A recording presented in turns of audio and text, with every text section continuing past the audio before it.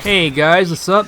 This is Insanity. Got a gameplay of Modern Warfare 3 on PC, playing on a dedicated server mod with the gold MSR sniper rifle. And as the servers prefer long, extended games, the match itself is very long, and it makes for a perfect video to do a long commentary for Justice League, which I watched recently. In short, it was entertaining enough, but it's very clear that the movie is a very huge case of what could have been. Long story, it's just okay, and while not the disaster that critical reviews are making it out to be, it's certainly not the Justice League movie that everyone was waiting for. For starters, the short runtime means that the movie doesn't overstay its welcome, but it's also obvious that the final product is heavily chopped down just to get it under 2 hours.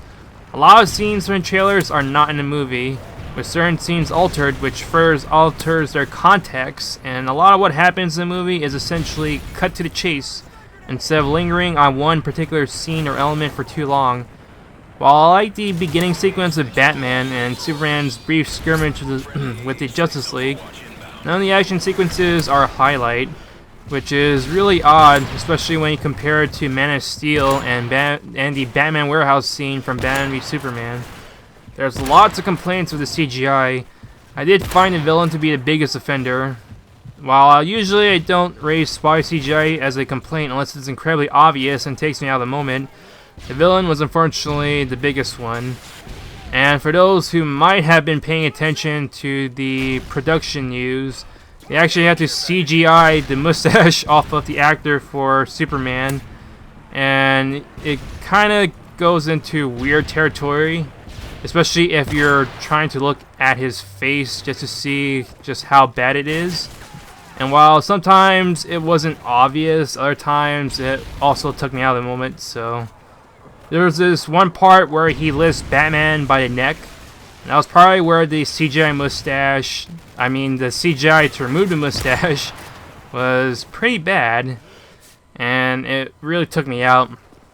But yeah, so CGI a bit spotty, which is odd because I believe the budget that they made or threw at this movie was 300 million or so. So I wonder why it didn't show up on screen properly. I'm really bummed Aquaman didn't get enough to be a breakout character. He was the one character I was looking forward to in Justice League going off of the trailers, though he did get one hilarious scene. Superman's return was poorly handled, but I'm willing to overlook it due to Superman acting a lot more like classic Superman, getting some cheesy lines that only classic Superman could possibly say with a straight face, yet being undeniably heroic and far warmer compared to his previous appearances, even if the change in character was rather drastic. Not to mention, Batman also felt like a huge 180 from Batman v Superman.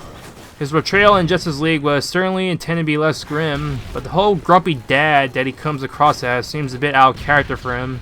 For me, personally. Not to mention, his argument with Wonder Woman about resurrecting Superman reminded me too much of Tony arguing with Steve about using a certain item to bring Vision to life from Age of Ultron. I felt like he had a bit... If anyone is familiar with Joss Whedon, since he directed Avengers and Avengers Age of Ultron, there were some lines coming out of Batman's mouth that felt like they'd be Tony Stark lines, or they'd be... You really needed a Robert Downey Jr. to deliver those kinds of lines, and I just felt like I was hearing Tony Stark for a bit from Bruce Wayne when he was arguing with Wonder Woman. I think Wonder Woman had the best portrayal overall, speaking of her, feeling a bit like Snyder's Wonder Woman initially during the heist scene, just simply being badass and all, but then behaving more like Patty Jenkins' Wonder Woman from her solo movie, where she's heroic and inspirational, while still having some vulnerabilities. There were some nice character banter and interactions within the team at least, which helped make the movie somewhat memorable instead of being merely average. Overall, Justice League is basically Batman v Superman v2, a movie that, for me personally, was mostly okay, but nothing special. Though, nothing special on account of Batman v Superman, I felt like that was its greatest sin. You do get hard-headed defenders of Batman v Superman, and there was potential for greatness, but the execution was simply unsatisfactory on many fronts.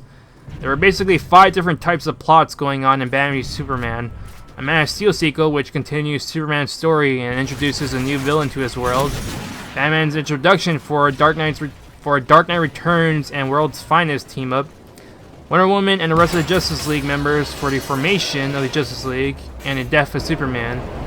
Most of those probably would have made for movies of their own that could build up momentum for Justice League, but alas, we're now stuck in this situation where Justice League is merely a passable movie instead of the event status it could have been. The big difference between Batman v Superman and Justice League is that Justice League just had too much behind the scenes turmoil to going on. So the whole nothing special isn't a sin of Justice League like for Batman v Superman, it's just an unfortunate casualty as a result of Batman v Superman not bringing about the desired results for Warner Brothers and DC.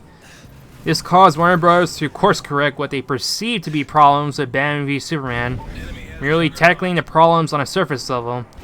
Batman v Superman was too dark, let's make Justice League lighter. Justice League was intended to be lighter, but I'm not sure Zack Snyder and Warner Brothers had the same definition of lighter, because Warner Brothers bringing in Joss Whedon heavily implies that most of what Zack Snyder shot for Justice League wasn't light enough. Batman v Superman, it seems unnecessarily complicated. Let's make a more straightforward story. Batman v Superman's characters weren't heroic enough. Let's make sure our characters act heroic. Batman v Superman too long? Let's make the runtime shorter. All these were surface level issues, and none of them concern the actual problem with Batman v Superman, which was that it was intended to be their launch pad for a DC universe, that they tried to do too much in one movie, and all 5 of its plots that I mentioned previously were not developed with greater care. Batman just straight up hijacked Superman's sequel, and the Ultimate Edition doesn't really fix this, despite some people's opinions being otherwise. The Justice League aspects, particularly the Trinity team-up in the finale, just outright steals the hook from the actual Justice League movie, because the team-up of the 3 biggest names in superhero-dom in a previous movie means that a team-up of some big names and lesser names in a Fallout movie isn't even remotely in the same park. And Death of Superman would have been far better utilized in a later movie concerning Superman instead of the second movie in the DC film universe. The last one in particular was especially true when you look at how Superman's return is handled in Justice League. Doing Death of Superman too early was a mistake if his return was going to be completely anticlimactic instead of a triumphant moment. Even armed with the knowledge that Superman was going to return in Justice League as telegraphed in the last scene of Batman v Superman, assuming you chose to avoid all the promotional material for Justice League. Basically, in other words, Warner Brothers still rushed to Justice League, and now Justice League has to pay for it. It's funny when one considers its placement in the DC film universe compared to the Marvel Cinematic Universe of Avengers. It's 4 years after Man of Steel, much like Avengers being 4 years after Iron Man, but it's the 5th movie, whereas Avengers was the 6th. Arguably though, without Iron Man 2, the time frame the Avengers and Justice League came out is roughly similar, if not equal.